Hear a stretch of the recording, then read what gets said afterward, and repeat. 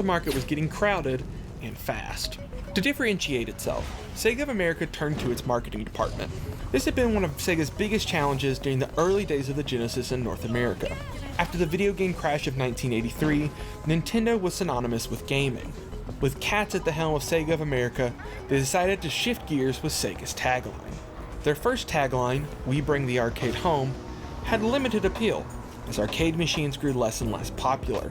Sega would fire the first shot of the console war with their new ad campaign, "Genesis does what Nintendo don't." The new ads were meant to highlight Sega's differences with Nintendo and the aging NES. Backed by more powerful hardware and well-known names, the ad campaign was successful at pushing the Genesis to 500,000 units sold in North America by the end of its first year. Unfortunately, it wasn't enough to save Katz. In 1990, Katz was replaced as president of Sega of America by Tom Kalinske, the former CEO of Mattel. Unlike Katz, Kalinske had little experience in the video game industry, having spent most of his career creating and marketing toys for big names like Mattel and Matchbox. Like Katz, however, Kalinske believed in the potential of the Sega Genesis, as well as many of the titles being developed for the system in Japan.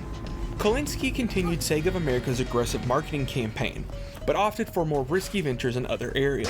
The first was a price cut for the Genesis, and replacing the pack-in title Altered Beast with an upcoming Sega game.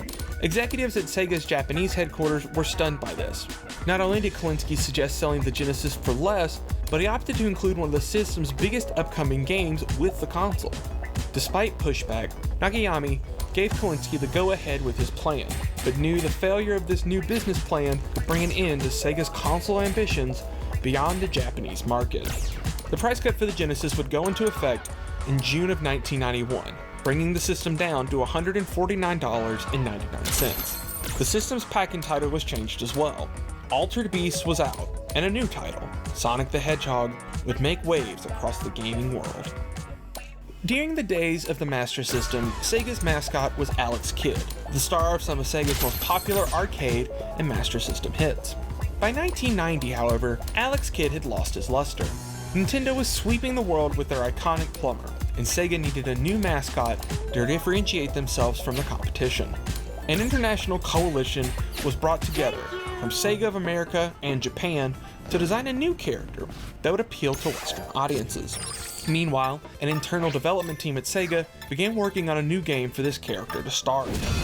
Various proposals were drafted for the character, including a wide array of animals. Due to the design of the game, concepts were narrowed down to animals that could roll into a ball. The team eventually settled on the star of this new game being a hedgehog.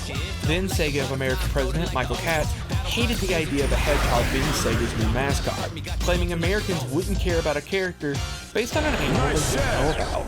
It didn't help that initial designs of the hedgehog, created by Naoto Oshima, were received poorly by Sega of America. The character was clad in a leather jacket and given a Madonna-esque girlfriend. Revisions were quickly put into place for the character, giving him a simpler design and a can-do attitude.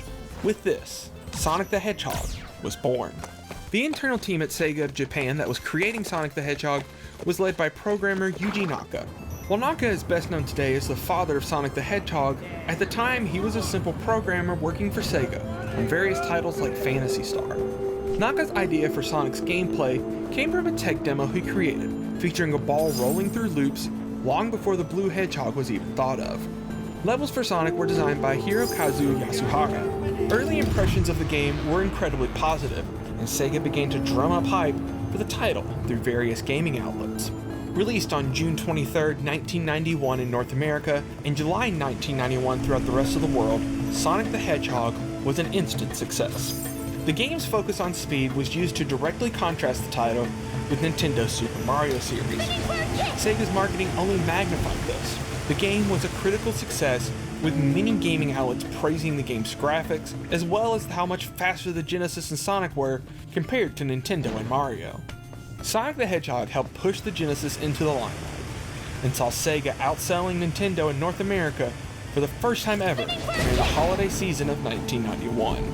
Sega had finally broken free of obscurity thanks to strong marketing and a new mascot. But their future successes wouldn't come easily. Nintendo wasn't going to sit around and let Sega release a powerful 16-bit console all alone. a successor to the Nintendo Entertainment